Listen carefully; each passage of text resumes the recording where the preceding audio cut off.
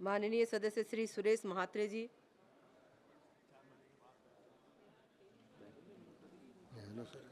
धन्यवाद अध्यक्ष महोदय। मी आपलं लक्ष वेधू इच्छितो। नवी मुंबई आंतरराष्ट्रीय विमानतळ जे काही दिवसातच चालू होणार आहे आणि या विमानतळासाठी स्वर्गीय दिबा पाटील साहेबांचं नाव द्यावं असं स्थानिक भूमिपुत्रांची मागणी होती आणि त्या मागणीला अनुसरून महाराष्ट्र सरकारच्या विधिमंडळात आणि विधान परिषदेत देखील दोन्ही ठिकाणी एकमताने ठराव मंजूर होऊन तो ठराव केंद्र सरकारकडे आलेला आहे।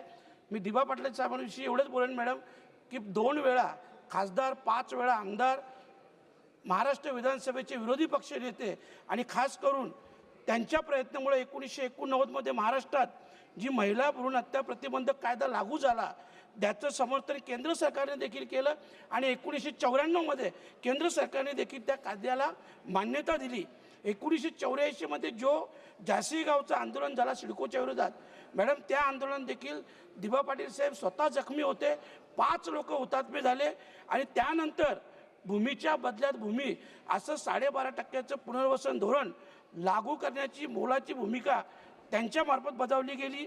2013 मध्ये जो कायदा लागू झाला भूमी अधिग्रहण कायदा त्याच तत्वावर तो लागू होता आणि म्हणूनच या ऐतिहासिक आणि सामाजिक योगदानाला उचित सन्मान देण्यासाठी महाराष्ट्र सरकारने 2022 मध्ये निर्णय घेतलेला आहे आणि म्हणूनच मी केंद्र सरकारला विनंती करतो की त्या निर्णयाची लवकरात लवकर पूर्तता करावी आणि नवी मुंबई आंतरराष्ट्रीय विमानतळाला स्वर्गीय दिबा पाटील साहेबांचं नाव द्यावं, जेणेकरून आत्तापर्यंत त्यांनी जे काम केलेलं आहे, समाजकार्य केलेलं आहे, त्या समाजकार्याला देखील एक मानवंदना होईल आणि त्यांच्या स्मृतीस देखील अभिवादन होईल, अशा प्रकारची मी विनंती करतो।